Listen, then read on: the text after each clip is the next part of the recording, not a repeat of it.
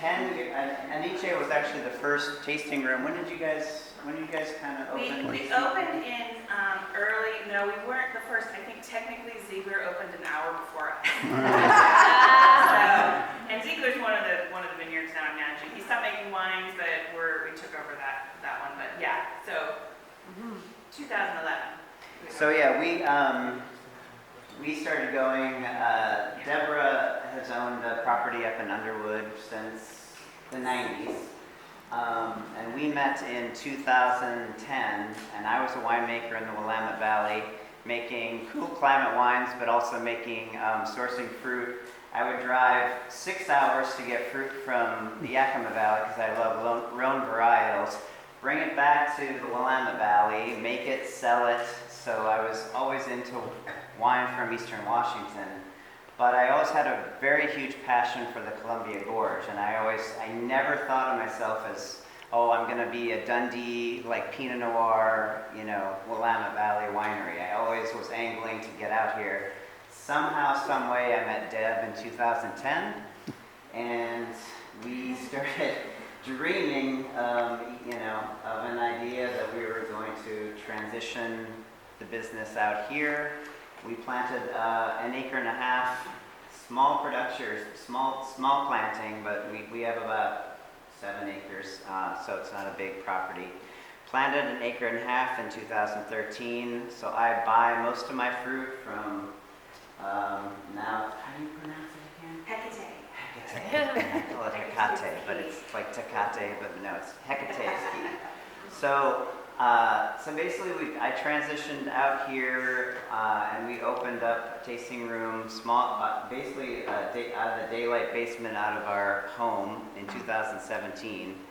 And we just, I still had a tasting room in Dundee, and we just, as far as the wine goes, again, as I said, I always had a passion for Rhone varietals, but I also loved cool climate, Pinot Noir, Pinot Gris, Chardonnay, and I really actually didn't know when I started making wines from this area versus the Willamette Valley, how it was going to go. I really didn't know. I'd heard a lot about high acidity. I won't get too technical, but we are collectively producing some very, very unique wines, very Alsatian style wines, very aromatic, but more importantly, very different from anything else, especially Washington State. I would say this is the premier growing area for Pinot Noir, Washington State Pinot Noir. And yeah, so we opened up Hawkins up here in 2017, and have just been plugging away, and now we're totally divorced from the Willamette Valley and only making wine from here. And I still source from the same vineyards, the Rhone varietals, and we are just so excited to be up here, and I just want to go and look at this view and stop talking and just look at that view. And that sunset just keeps going and going. So you just finished your winery too. It's not done yet. No. So so as far as where we're at right now, I have stopped making wine out of the 3-car garage. Well, I haven't stopped, but I will be stopping soon. Our new winery will still be tasting in the same area, but we'll have a brand new 3,000-foot production space that we are just so excited to be moving into. That'll happen soon, and other than that, we have a lot of improvements on the hospitality side that we're going to be doing, and yeah, I mean, we're just like, the sky's the limit as far as I'm concerned, and we will keep all working together and collaborating, and as Rachel said, we really hope to have this as a standalone AVA, which will mean the world to us and the region in general. And there's a question. What's an AVA? It's American Viticulture Area. It's a dedicated area that is considered significant by the association, the American Viticulture Association, to be a significant area and distinct as far as grape growing and winemaking. So it has a geologic and climatic conditioning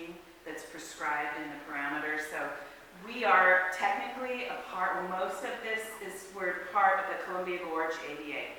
But when you go from Underwood to the far end of it at Middle Creek in the Dalles, and it crosses the river, you're looking at a change from average of 38 inches and 2,800 growing degree days, just technical, but here on Underwood, to 8 inches of rain and 36 to 3,800 growing degree days. So it's like two worlds apart.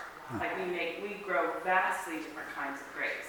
So being able to, the Columbia Gorge AVA doesn't really want us to break off because we've got Underwood fruit. Yeah. But we kind of, we can do it at any moment because we have the geology behind us. We have very different climate, and we also viticulture, which is viticulture in the way that you grow grapes. That's a term that's about how you grow things. The culture is what humans put into the process. So all of us are moving towards a really different system up here. My vineyard, we're changing to Skamania and Search. You guys are doing a Skamania and Search here. It's a beautiful method. If you drive out, they're doing a gorgeous, sustainable process in their vineyard that's really amazing. The vines look a little bit different from what they're looking at a standard VSP out like in the Dalles, or a region where it's irrigated.